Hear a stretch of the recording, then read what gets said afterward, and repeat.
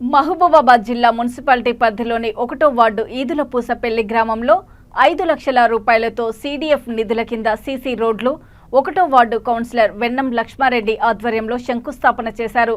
ఈ కార్యక్రమానికి ముఖ్య అతిథిగా శాసనసభ్యులు డాక్టర్ బుక్యా మురళీ నాయక్ హాజరై శంకుస్థాపన చేశారు।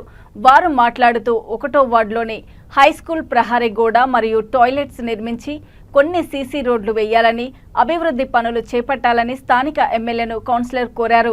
వచ్చే మున్సిపాలిటీ ఎన్నికల్లో 1వ వార్డు కాంగ్రెస్ పార్టీ గెలుస్తుందని ఎమ్మెల్యేకు హామీ ఇచ్చారు। ఈ కార్యక్రమం కాంగ్రెస్ పార్టీ సీనియర్ నాయకులు గట్ల శ్రీపాల్ రెడ్డి, బుర్రా గోవర్ధన్ గౌడ్, నాయకులు, కార్యకర్తలు, గ్రామస్తులు పాల్గొన్నారు।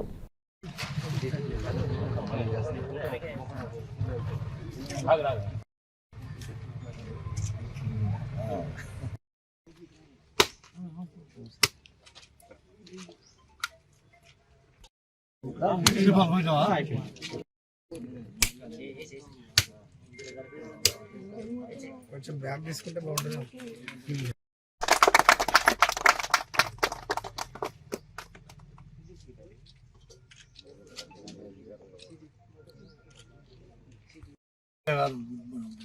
నాయక్ గారికి మరియు చైర్పర్సన్ రామ్మోహన్ రెడ్డి గారికి మరియు మా ఊరు ప్రజలందరికీ, కార్యకర్తలకు తెలియజేయగా ఎమ్మెల్యే గారు ఫస్ట్ ఇక్కడ వెళ్ళగానే ఈ శ్మశాన వాటికి కాడికి పోయి చూసినాకనే మిమ్మల్ని మహిబాద్ పంపిస్తున్నాం।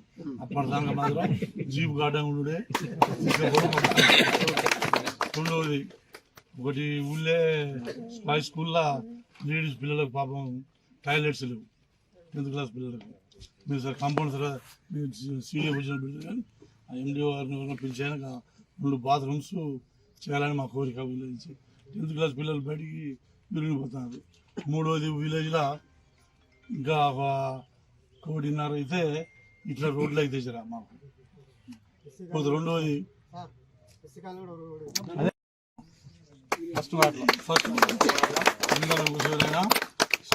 ఫస్ట్ వార్డు గెలవాలి,